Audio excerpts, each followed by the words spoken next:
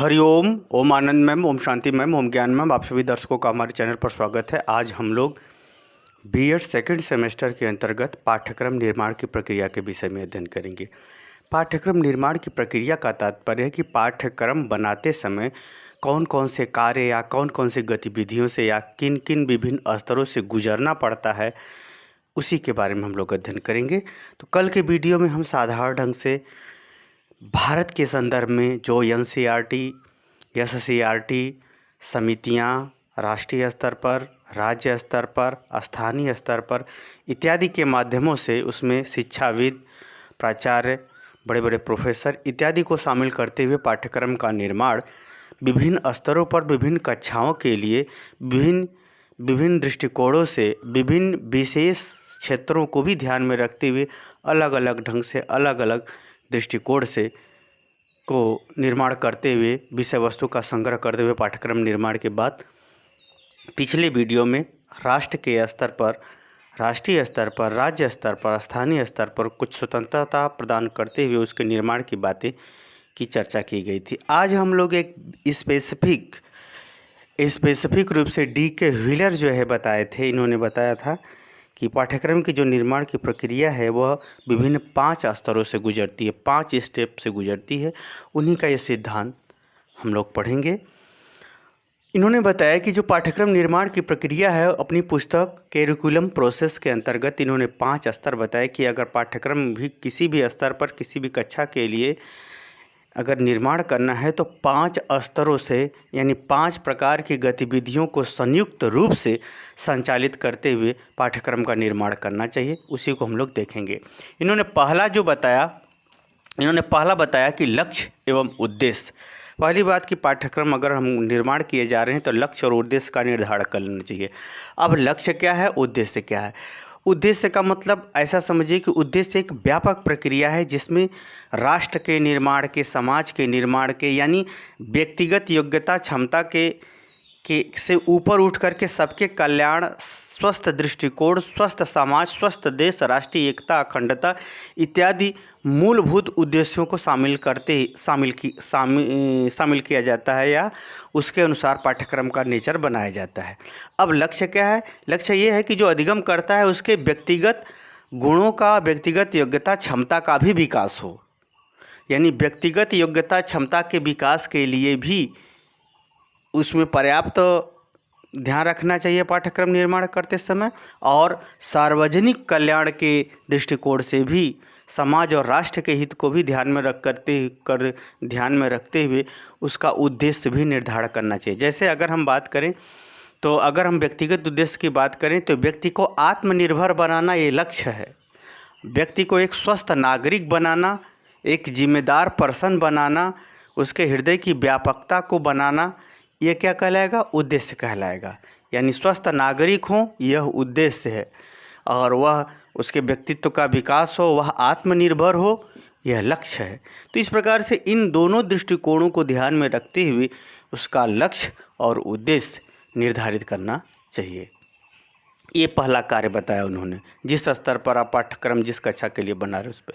फिर दूसरी प्रक्रिया के अंतर्गत दूसरे स्तर पर क्या करना है? अधिगम अनुभवों का चयन। अधिगम अनुभव का यहाँ तात्पर्य यह है कि जो कुछ इसमें लक्ष्य और उद्देश्य निर्धारित किए गए हैं उसको आप व्यवहार से कैसे जोड़ें। अधिगम अनुभव यानी सीखने के लिए अधिगमकर्ता के व्यवहार के किन पहलुओं से जोड़ करके उसे सिखाया जाए। वह व्यवहार के माध्यम से उसका अनुभव जो हुआ है उसको, या अध्यापक अपने अनुभव से उनको किस प्रकार से जोड़े, तर्क से किस प्रकार से जोड़े, या समाज, प्रकृति, किसी चीज़ का प्रयोग या जीवन इत्यादि विभिन्न पहलुओं में जो अनुभव हुआ है उस अनुभव से जोड़ना पड़ेगा। किसको? लक्ष्य और उद्देश्य को। जैसे मैं ये कहूँ कि यदि आप अपना स्वार्थी ही रहोगे तो कल के दिन तुम्हारे पास समस्या आएगी तो तुम हल कैसे करोगे, दूसरे से सहयोग कैसे लोगे? तो जब दूसरे को सहयोग करोगे तब दूसरे का सहयोग आपको प्राप्त होगा, ये सत्य है। तो कहने का तात्पर्य यह है कि अधिगम अनुभव यानी जो हम लक्ष्य और उद्देश्य बनाए हैं उसको जीवन में उसको अनुभूति कराने के लिए, उसको अपनाने के लिए, क्योंकि जब हम अनुभव से जोड़ेंगे तो उसका ज्ञान वास्तविक होगा, प्रभावशाली होगा, उपयोगी होगा, सबके कल्याण का होगा। तो उसके अनुभव, अधिगम अनुभव, उनके सीखे हुए चीज़ों को उसके अनुभव से जोड़ा जाता है, उसका चयन किया जाता है कि नहीं इस चीज़ को इस मात्रा में पढ़ाया जाए, यहाँ पर इसको पढ़ाया जाए। जैसे पर्यावरण की बात करें तो प्राथमिक कक्षाओं में वनस्पतियों के बारे में बताया जाता है, धीरे धीरे आगे बढ़ाते बढ़ाते उसके विभिन्न स्वरूपों को बता दिया जाता है। तो उसी तरह से हर स्तर पर उसकी योग्यता, क्षमता, मानसिक क्षमता इत्यादि को ध्यान में रखते हुए उसके व्यवहार में जो अनुभव आए हैं, जो अनुभव किया है वो समाज में किया हो, चाहे प्रकृति के द्वारा किया हो, चाहे किसी वस्तु के प्रयोग के द्वारा किया हो, चाहे अपनी जीवन शैली के द्वारा किया हो, उससे उसको जोड़ करके पाठ्यक्रम का निर्माण करना चाहिए ताकि उसका लक्ष्य और उद्देश्य प्राप्त हो सके, वह भी उस अनुभव के आधार पर अधिगम कर सके। ये होता है दूसरे स्तर पर कार्य उसका। तीसरे स्तर पर कार्य क्या होता है? अंतर वस्तु का चयन। अंतर वस्तु का चयन का तात्पर्य है कि जो लक्ष्य और उद्देश्य के लिए पूर्व के अनुभव से जोड़ा गया है कि नहीं ये चीज़ों से यहाँ से जोड़ करके उसको सिखाया जाए, उसका में कौन कौन सा विषय पढ़ेगा, वह कौन कौन सा विषय पढ़ेगा। जैसे अगर उदाहरण के रूप में अगर हम लेते हैं समाजशास्त्र, समाजशास्त्र का लक्ष्य और उद्देश्य हम क्या करते हैं? निर्धारित किए। अब समाजशास्त्र का अब उससे हम संबंधों के आधार पर, नियम के आधार पर, सभ्यता के आधार पर, संस्कृति के आधार पर, लोगों के व्यवहार के आधार पर उसे हम क्या करेंगे? वह चीज़ें बताने का प्रयास करेंगे। फिर उसके बाद जब वो अनुभव से जुड़ जाएगा तो अब जब जैसे ही वो अनुभव से जुड़ा, उस अनुभव को और विस्तृत बनाने के लिए कौन कौन सी चीज़ों की जानकारी उसको दी जाए, उसको कौन कौन सी चीज़ों की जानकारी दी जाए, यानी विषय वस्तु का चयन करेंगे। वह विषय वस्तु का चयन अधिगम अनुभव के आधार पर होगा और अधिगम अनुभव का आधार कहाँ से तय होगा? लक्ष्य और उद्देश्य के अनुसार तय होगा। ये हुआ तीसरी प्रक्रिया। अब चौथी प्रक्रिया में क्या होगा कि अधिगम अनुभव एवं अंतर वस्तु का संगठन।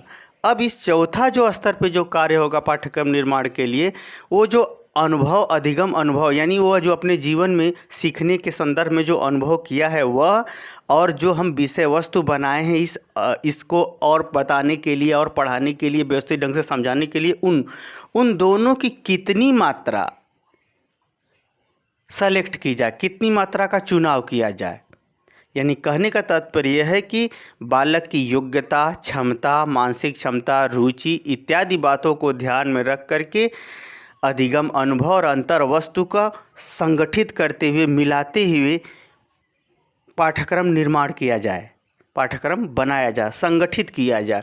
वह संगठन इन दोनों से मिल कर के बने ताकि बालक जो है इससे अनुभव के द्वारा तैयार हो सके सीखने के लिए और उसके बारे में जानकारी के लिए प्रोत्साहित हो सके। तब जा कर के जो है वो पाठ्यक्रम निर्माण का एक स्वरूप बनेगा जो इन दोनों पर आधारित होगा। इन दोनों पर क्या होगा?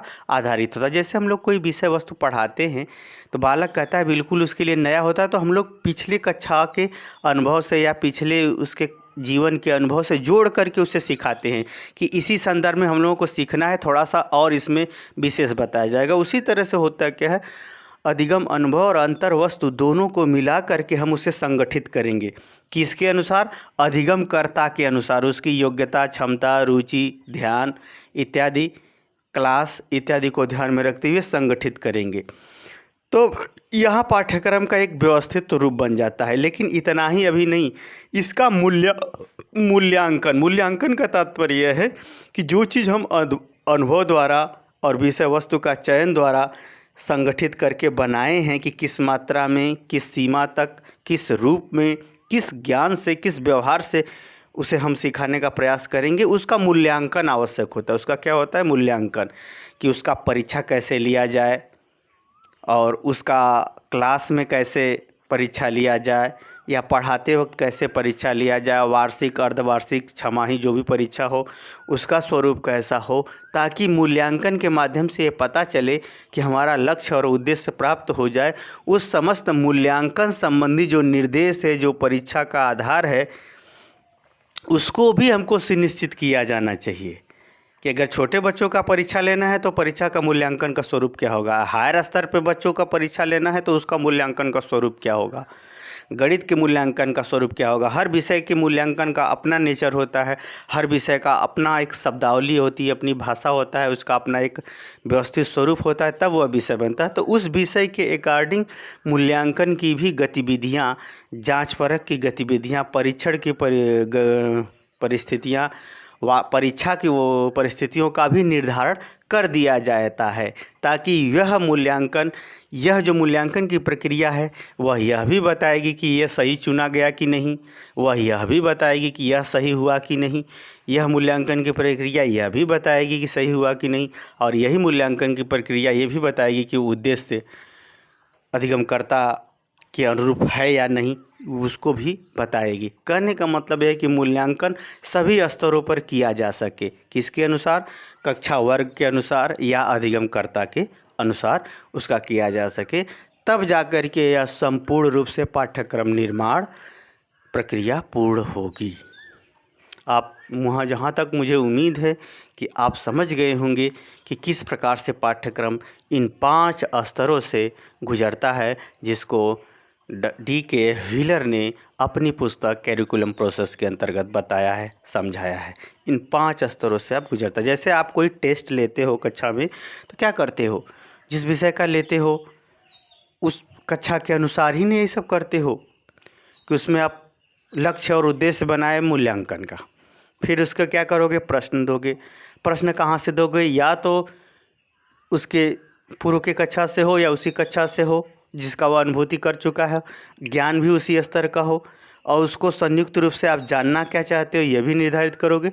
फिर उसके बाद वो जो परीक्षा देगा उसका मूल्यांकन करके आप बताते हो कि तुम्हें कितना आता है कितना नहीं आता है। तो जो मूल्यांकन की प्रक्रिया है हर स्तर पर हर चीज़ के लिए है, ताकि वह यह प्रमाण देती है कि आप जिस स्तर पर पाठ्यक्रम बनाए हो वह सही है या नहीं, उपयुक्त है या नहीं। इन सब बातों को जो है ध्यान में रखते हुए D.K. व्हीलर ने अपने इस अधिगम निर्माण की प्रक्रिया को बताया है, पाठ्यक्रम निर्माण की प्रक्रिया को बताया है। मुझे उम्मीद है कि आप समझ गए होंगे कि किस प्रकार से पाठ्यक्रम के निर्माण की प्रक्रिया चलती है। समझ गए हैं तो कमेंट बॉक्स में ज़रूर बताइए। साथ ही मेरे चैनल को लाइक शेयर सब्सक्राइब भी कीजिए। हरिओम।